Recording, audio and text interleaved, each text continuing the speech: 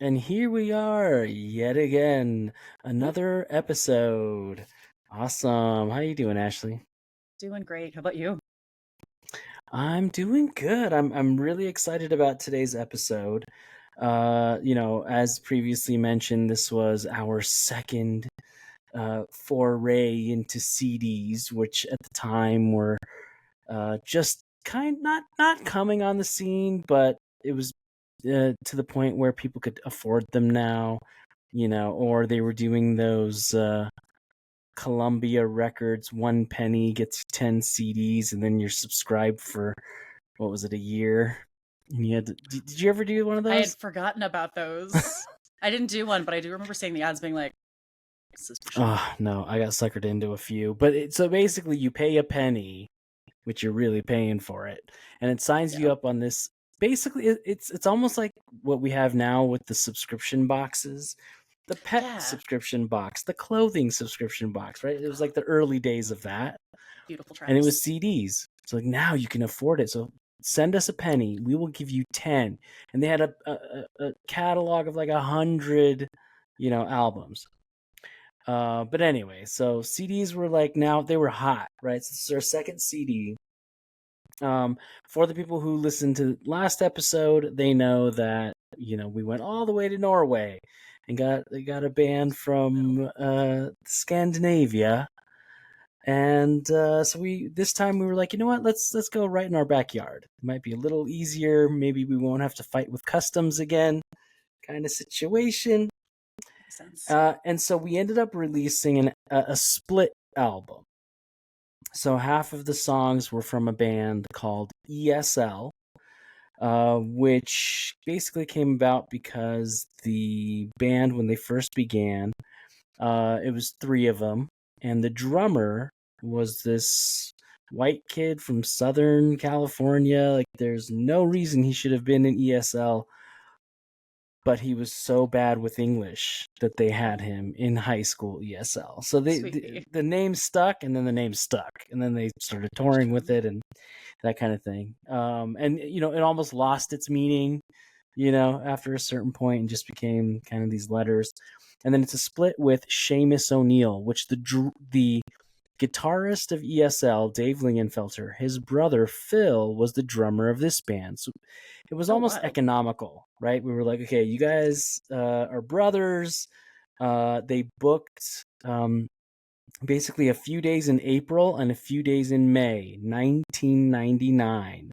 Went to this place in Orange, California called For the Record. And they recorded with this engineer named Paul Miner. Now, at the time, Paul was he was making a name for himself. He had toured with a band called Death by Stereo. He'd recorded and engineered New Found Glory, Thrice, like all these like kind of more popular, bands. And he was a great engineer. In fact, if you go to his website and you look at discography, there's a handful of GC bands and GC related bands. But this was 1999. He had already kind of made a name for himself as an engineer, and so it was kind of cool to, you know, record with the Death by Stereo guy. And now, I mean, there are bands from all over the world who've recorded with this gentleman. And anyway, funny thing about Seamus O'Neill, I was like, oh, that's such a great name. Like, Yeah. who knew Seamus? Like, who is that? And they were like, no, it's not a real guy. I was like, what? Oh, okay. So they just kind of made up a name. I don't remember the extent of it. Like, there must have been some uh, longer, grander reason, but they didn't know a Seamus O'Neill. They just kind of like, that sounds like a good name for a band. So Did the songs have any like tie around a guy named Seamus O'Neill, or it was a cool name and they went no, with it? although it could have been, who knows? Like, it could have been like a imagine that is who is singing these, almost like Debbie Harry. They're like, oh, hi, Blondie. She's Oh. like, well, no, actually, or Jenny Lewis. They're like, hi, Rilo Kiley, and you're like, no, actually, that's the Right. band name, kind of thing. But yeah, so ESL went in April 8 and 9, 1999. Seamus O'Neill went May 1st and 2nd, 1999. And a little known fact, although for the people who own the copy of this, they probably knew it looking through the credits. I sing on the backing vocals on both recordings. What? You can't tell it's me. You know, it's so the rad. oohs and ahs and whoa kind of backing vocal kind of stuff. So that was really fun. Honestly, it was so much fun. How did you And the land drummer, that gig? Justin, he got to say again. Sorry, how'd you land the gig with the background vocals? How did That is a that come great about? question. So Dave Lingenfelter and I, actually most of the band, and the reason why I even know the ESL story, I went to high school with these guys. How Guys. fun! We were kind of in different punk groups. I was kind of more in the nerdy kind of misunderstood poet kind of side of things, and they were, more in the you know, um 60s Chevy, that kind of stuff. And so, but then we joined forces after high school, joined forces. They kind of saw what we were doing with the label. We had, the Introspect 7-inch, we did the Porn Shot CD, and it just made sense. So, literally, a lot of the songs on this album, especially the ESL stuff, this was stuff that we were listening to at house shows in high school, How fun! singing along to them in little bars and living rooms and stuff. And then some of them were newer. They were the newer songs that they, were now writing and recording and stuff. And so Justin's of ESL, amazing drummer. Phil, Dave's brother on Seamus O'Neill. I mean, two outstanding drummers. And then just everyone having a lot of fun. It was the 90s, and it was punk rock, so things get a little political sometimes. Some of them, you kind of look back now and you're like, oh, 90s naivete kind of thing, where there's one, I can't remember which, oh, maybe it's Backyard. We're not going to listen to that one, but if you want to, it's on the website, gcrecords.bandcamp.com. But Backyard, they say, what about freedom of assembly, which, honestly is a true thing, is a real American, safeguard for people who protest. And you read the lyrics, and he's actually complaining about a house show that got broken up by the cops. And so you're just like, okay, well, that's not really freedom of assembly. You're not really protesting something. It's, at that point now you're bugging the neighbors with this loud racket. Racket. But So, still, yeah. historical question. During that particular decade, I was not the most politically aware human. I was, in fact, a self-centered teen. What were the usual political touch points of the punk movement during that period? At that point, it was a lot of animal rights. So, like, there's a lot of PETA-ish, definitely PETA 2, all of that. Not that these bands weren't necessarily. But yeah, in general, there was a lot of that. There was a lot of indigenous rights. There was almost like this.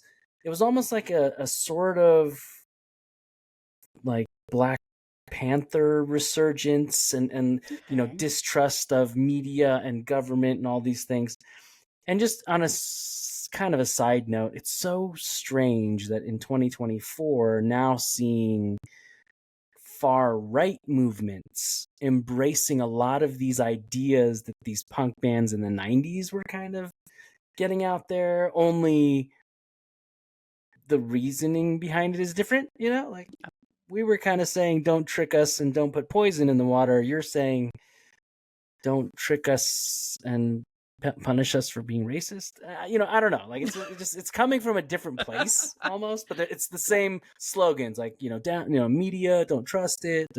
All these things. But that's kind of where it was. So, like it was almost like an extension of, like I said, maybe not Black Panther, but 60s, 70s. It was a resurgence, and in fact, I think even like the 90s, it was a lot of that was coming back. The bell bottoms, like it was a lot of like 60s 70s stuff was in.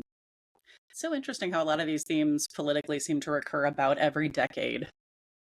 I suppose if you really break it down, it's like every year there's just a new reiteration of something that we didn't Yeah, quite get so right the first time. so imagine 1990. This came out in 99, but let's just say, right? Like, we're just making things up now. So 1995, 2025.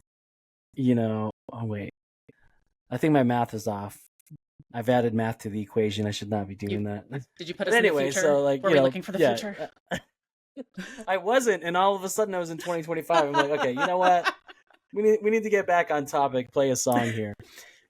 All right, so the first song I'm gonna play is from the ESL side, and I'm just real quick. I'm just gonna read a bit of the lyrics. Sometimes with the faster punk songs, it's hard to kind of keep up, but the song kicks off like this, and I think it's just a very sweet, almost Beach Boys. Like if the Beach Boys were doing kind of like a love song. The theme would kind of be something along these lines. Anyway, so it's first verse is, last night I stayed up till 2, thinking only of you and all the things that I wanna do with you. Just to talk to you is great. I love the smile on your face. It makes me feel all warm inside. Whoa, I hope this feeling never fades away. That's adorable. So when he's blasting through that, that's really what he's saying there. Okay. But yeah, so if you hear any whoa-ohs or ahs, the one of the four are me. Yeah. So this is ESL Smile.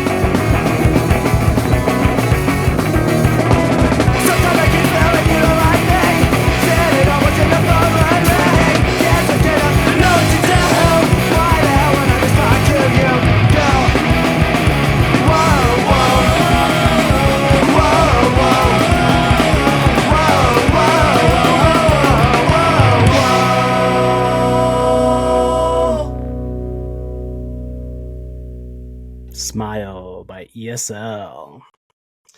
Yeah, I think Dave Lingenfelter was an angsty teen. We can tell. That would actually explain a lot of what I have questions about.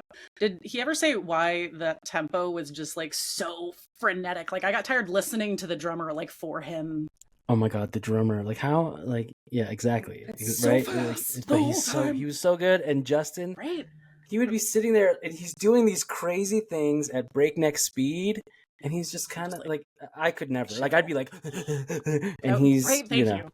No, So Justin, he looks like he's like not even doing it. It's like his arms are on autopilot. But no, the reason is because Dave, a lot of what Dave listens to, especially back then, it was that fast. Like there are genres called grindcore where the drums are that fast, if not faster, There was one. Remember how on episode 1 we were talking about what is a 7-inch, right? So 7-inch is that little EP, right? Mhm. There is a record label in San Francisco called Slap-A-Ham, and in the early 2000s, they put out a compilation album with 100 bands playing basically 1-second songs with drums faster than what we just heard.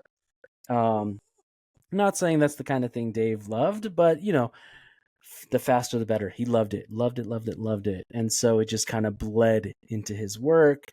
I must say, as a teenage punk rocker, that was very fulfilling, Mhm. type music. Like, yeah, we got it. So It's also probably what killed my hearing. The hearing aids are just gonna get better. Mhm. You and I will get to enjoy them sooner than we'd like. I hear they connect with cell phones now. The rumor got out. Mhm. So a follow-up question, and I don't know if this is one that you would necessarily know the answer to, but I feel like you know a lot of things. And that song was a really great example of it, and I've heard it in several other kind of punk pieces. There's more of a like a speaky kind of approximate pitch presentation to the vocal lines. So sometimes you can find it and you can hear like the general outline, but no one's really concerned about intonation. Do you know what the impetus behind that musical choice is? Because clearly it's like a deliberate, like, we're just doing it. Exactly. I think there's a few, and I think it depends from artist to artist, if that makes sense. That's fair. But I think it's two things. I think two main things. One thing is a large number of these punk singers, even if later on in life, like Green Day, even if they get to stardom where they are hitting pitches and they've got, vocal coaches and whatever, and auto-tune and who knows what, right? These are artists who their main objective is the message and not the musical prowess. In fact, the musical prowess doesn't even weigh in. It's what am I talking about? Again, kind of going back to what I was talking about, 70s punk. It was all about punk's not dead, and the clash with White Riot and like all these different things, and then they just recycled again. In the 90s, there was a whole faction of punk rock called the peace punk movement. So it was a lot of like performance art where the message is more important, and everything else comes second. And then in bands like Gwar and Green Jello, I mean, they literally did not know how to play their instruments. They were just doing it to get into shows, and then they started opening for acts and had to, pull things together, and then, went full on with the puppet show stuff. But anyway, I digress. So there's that. That's the one thing. Like they're not coming in with talent; they're coming in with a message. The other thing is, to a certain extent, punk rock music is sort of like disrupting. It's disruptive. It's supposed to disrupt the conventional. My mom made me take piano lessons as a kid, and I'm, you know what I mean? Like I'm doing guitar solos instead, or I'm, I was forced to do jazz drums, and instead I'm going to go from 60 beats per minute to 180 beats per minute. Okay. So they're like, it's the modern Charles Ives spin of, yes, you've got your rules, but I'm going to turn them upside down and see what happens. Are those rules really the rules? Yeah, exactly. Cool. Like, does music have to be that? You know what I mean? Yeah, exactly. I mean, music certainly doesn't have to be pretty. I think that's part of the fun. Cool, thank you, because that always intrigued me. None of the bands my voice is not pretty at all, so definitely. Yeah, overrated. Okay, so this next song is from The Other Side, Seamus O'Neill. This is called Serial Carpins. What is a Carpins? I don't know. I don't know if they knew. Maybe it is. Maybe it's something. Carpins? Pens? Carpins? Carpins. I don't know if it's like, melting the fish, a carp. No, Oh. I'm not even gonna try. I'm not even gonna try. But anyway, Cyril Carpins. And since I did lyrics of the last one, I'm gonna do my favorite little bit of lyrics on this one. And again, Thank this you. is I my love that. favorite song that they did. Mainly because it's about escaping the drudge, dreary world through video games. Let's go. And so the chorus is, or I don't know if it's a chorus, maybe it's a bridge, but it goes, living in this world of hypocrisy, let me out of this world, save me from this reality, pop in the cartridge video game, find my escape through the video game. So here we go. Seamus O'Neill, Cyril Carpins.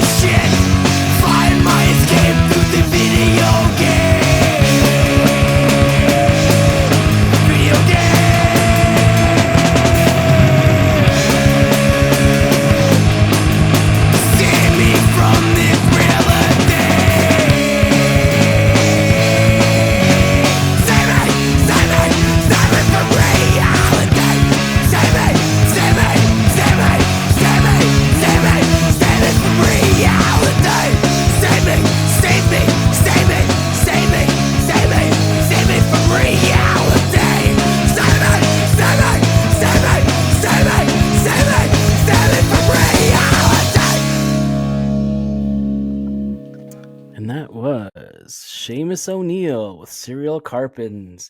And not only was he not hitting any pitch, I do believe he hurt his vocal cords recording that song. That, as a vocal instructor, does not surprise me in the slightest. They kind of sound like they were damaged to begin with, probably from practicing like that. However, the desperation in that tone, especially in the save me's toward the end, really impactful in sending the message. Mm-hmm. Also adored the juxtaposition of this like kind of happy like chord progression in the beginning. Like you're playing video games and you're in the happy world. You're like walking around town, and it's like, yeah, this is great. And you're like, please God save me.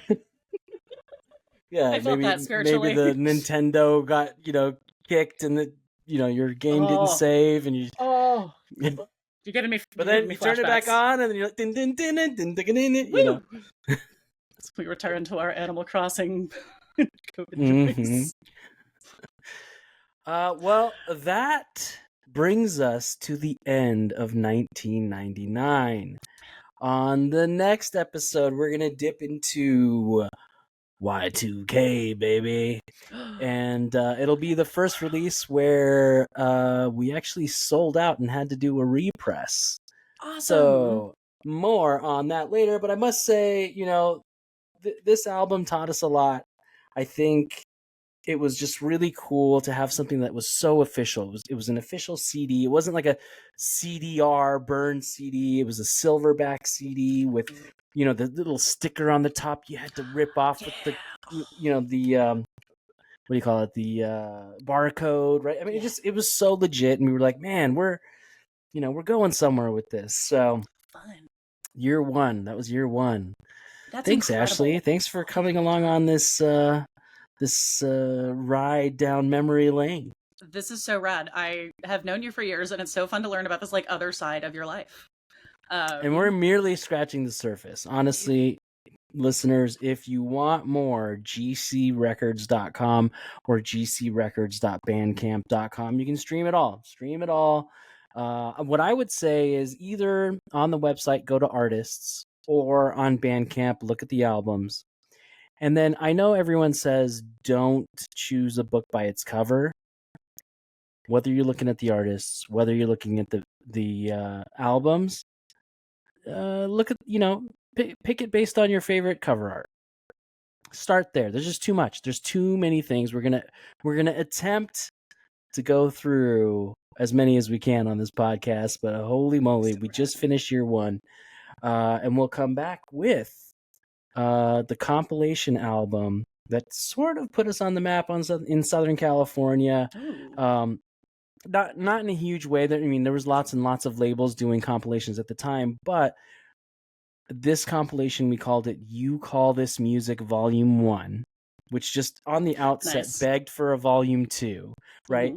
But it was also a kind of tongue-in-cheek elbow jab at the Now I Call This Music compilation series, which I'm sure, Ashley, you remember those. In fact, I think they still make them. I think. Stop it. Or it has to be on like 300 now. Something. Yeah.